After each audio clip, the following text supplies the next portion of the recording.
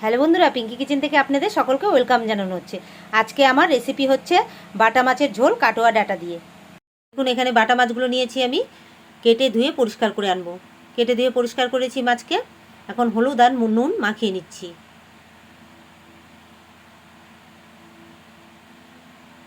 মাখানো হয়ে গেছে হলুদ নুন মাছের মধ্যে। মশলার জন্য একটা বড় আকারে পেঁয়াজ,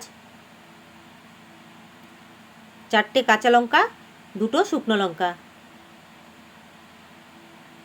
একটা বড় আকারের টমেটো,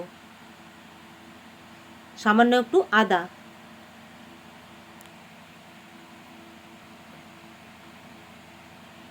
জিরেটা দিতে ভুলে গিয়েছিলাম তাই ঢাকনাটা খুলে জিরে দিয়ে দিলাম। এবারে ঢাকনা লাগিয়ে মিহি পেস্ট করে নেব। পেস্ট করা হয়ে গেছে দেখুন। কড়াইতে এখন সরষের তেল দিয়েছি।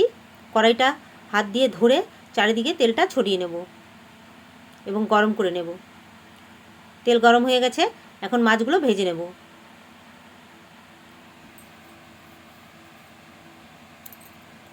মাছগুলো সম্পূর্ণ দেওয়া হয়ে গেছে। লাল করে ভেজে নেব মাছগুলোকে। ভাজা হয়ে গেছে, তুলে নেব। দেখুন, লাল করে ভেজে নিয়েছি মাছগুলো। এখন কড়াইতে যতটুকু তেল আছে সেই তেলে রান্না করব। আলু ভেজে নিচ্ছি এখন। আলুগুলো ভাজা হয়ে গেছে, খুব বেশি কড়া করে ভাজিনি আলুগুলো। ফোড়নে দিলাম কালো জিরে। কালো জিরেকে একটু ভেজে নিয়ে তারপর পেস্ট করা মশলাটা দিয়ে দেবো।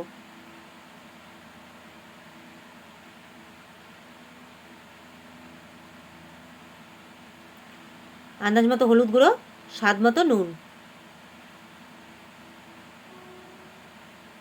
কিছুক্ষণ কষিয়ে নেব আলুকে। কষানো হয়ে গেছে কিছুক্ষণ। এখন কাটোয়া ডাঁটাগুলো দিয়ে দিচ্ছি। এবারে কাটোয়া ডাঁটা আর আলুকে কষিয়ে নেব যতক্ষণ না মশলা থেকে কাঁচা গন্ধটা যাচ্ছে এবং তেলটা ছেড়ে আসছে। দেখুন, মশলা থেকে কাঁচা গন্ধও চলে গেছে, তেলও ছেড়ে দিয়েছে। কষানো হয়ে গেছে। এখন আন্দাজ মতো গরম জল দিয়ে দিলাম। ঝোলটা ফুটে আসলে মাছ ভাজাগুলো দিয়ে দেবো।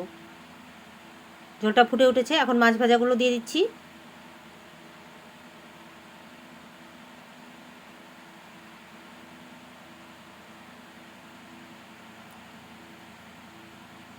ঝোলের মধ্যে খুন্তি দিয়ে মাছগুলো ডুবিয়ে ডুবিয়ে দিচ্ছি। এখন 10 মিনিট ফুটিয়ে নেব। ঝোলের থেকে কয়েকটা আলুর টুকরো উঠিয়ে নিয়েছি এবং ম্যাশ করে নিয়েছি, সেটা দিয়ে দেবো ঝোলের মধ্যে। তাহলে ঝোলটা একটু গাঢ় হবে, খেতেও ভালো লাগবে।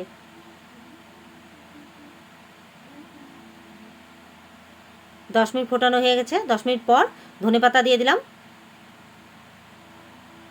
মিলিয়ে নিচ্ছি ধনেপাতাকে। মেলানো হয়ে গেছে, এখন ঢাকা দিয়ে দেবো এবং গ্যাসটা অফ করে দেবো। 10 মিনিট পর পরিবেশন করে দেবো। 10 মিনিট পর ফিরে এলাম। ভাত, গন্ধরাজ লেবু, করলা আলু ভাজা, আলুর বাটি চচ্চড়ি, টমেটোর চাটনি এবং কাটোয়া ডাঁটা এবং আলু দিয়ে বাটা মাছের পাতলা ঝোল। প্লিজ বন্ধুরা, আমার রেসিপিগুলো এবং ভিডিওগুলো যদি আপনাদের ভালো লাগে তাহলে একটা লাইক, শেয়ার এবং কমেন্ট করতে ভুলবেন না। আর হ্যাঁ, বলবেন আপনারা যে আমার রেসিপিগুলো আপনাদের কেমন লাগছে। আগামী দিনে নতুন কোনো রেসিপি নিয়ে আসবো।